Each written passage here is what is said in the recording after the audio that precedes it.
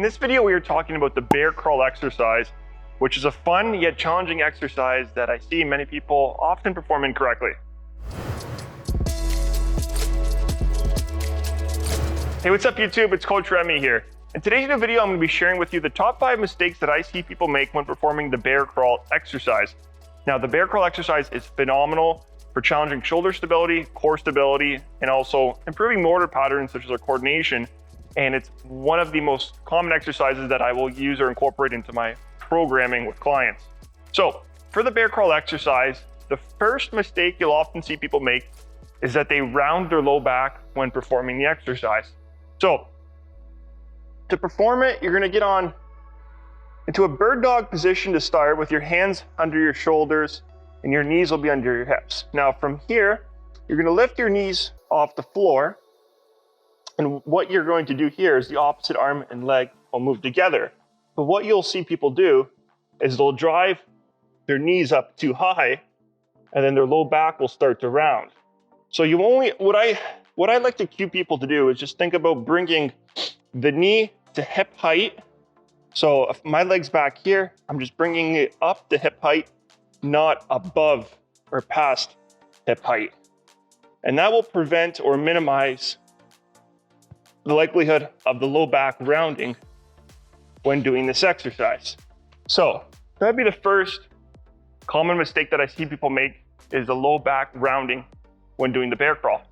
The second is a hip shift, or performing the bear crawl in a sloppy manner. So what I mean by that is, what you'll see people do is they'll drive their knee up and they'll twist their torso when doing this exercise, which defeats the purpose of the stabilization component, because now they're just getting a lot of motion through their hips and their torso and performing it incorrectly. So what I tell people to do is just slow the movement down, pre-brace the core, just bring that knee to hip height, and then nice and controlled, and try not to shift the hips. Really focus on bracing and try not to shift side to side. And I'll have people start with just small steps. So maybe they're just going a little bit out in front with the hand, as opposed to a big step with a reach. The further they reach out, the more difficult this will become, because now we're going through a greater range of motion. So just getting them to start small steps, baby steps, and then we can progress as they get used to the exercise. So that is the second most common mistake I see people make, is just the shifting of the hips. The third top mistake I see people make with the bear crawl is they'll get into the bear crawl position, but now what they're going to basically be doing is their coordination is off. So what you'll see people do is they'll move with the same side forward. So if that's the case, really it's just cueing the individual. Think opposite arm and leg move together.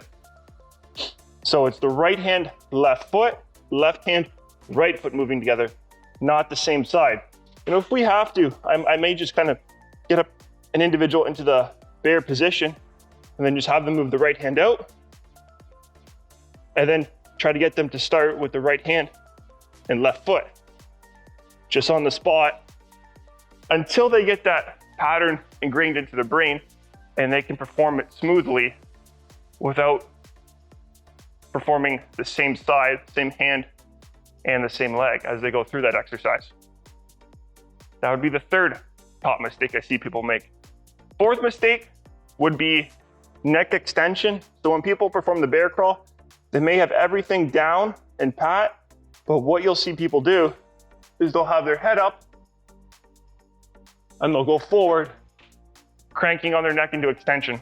Not gonna be great if someone has a history of neck problems or is just looking to prevent neck issues. So just a simple cue, you just use a verbal cue, look down at the ground or chin tucked. And that will simply correct someone when doing the bear crawl exercise. And then the fifth top or most common mistake I see people make when performing this exercise is they perform it too quickly. So some people will think it's a race, or they'll really try to rush this exercise just to get through it. And that really defeats the purpose of some of the benefits that this exercise provides. So you'll see people get into a bear position and then they'll just race through it. And not to say that that's bad or anything, maybe in a conditioning purpose, there's a place for it. But if we're looking to just focus on challenging the core, shoulder stability, and want to perform this in a controlled manner, we want to focus on a controlled tempo as we go through this, instead of racing through it. So that'd be the fifth top or most common mistake I see people make when performing the bear crawl. And then one last final tip, this isn't necessarily a mistake or anything, but when we talk about breathing with the bear crawl, when I get someone to get the bear crawl down and pat and they are performing it correctly, I'll then incorporate a deep exhale. So as they step, they'll breathe out.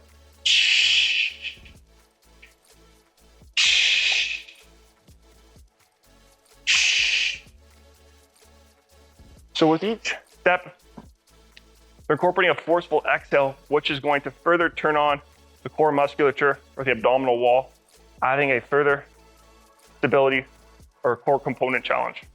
So it's just one last tip with the bear crawl exercise. So that is a wrap for my top 5 mistakes that I see people make when performing the bear crawl exercise. If you have any questions, comments, be sure to leave them below with regards to this exercise, or maybe any other core stability exercise. Maybe it's something about back pain or anything along those lines. And also, before we wrap up here, be sure to sign up for my newsletter, which I'm posting weekly tips about back pain, nutrition, weight loss. All you have to do is head over to my website, remysovereign.com. There's a link in the description. And also, when you do sign up, you'll get a free copy of my ebook, 7 core exercises you should probably be doing to prevent back pain. So, that being said, have a successful and productive day. And until next time, take care.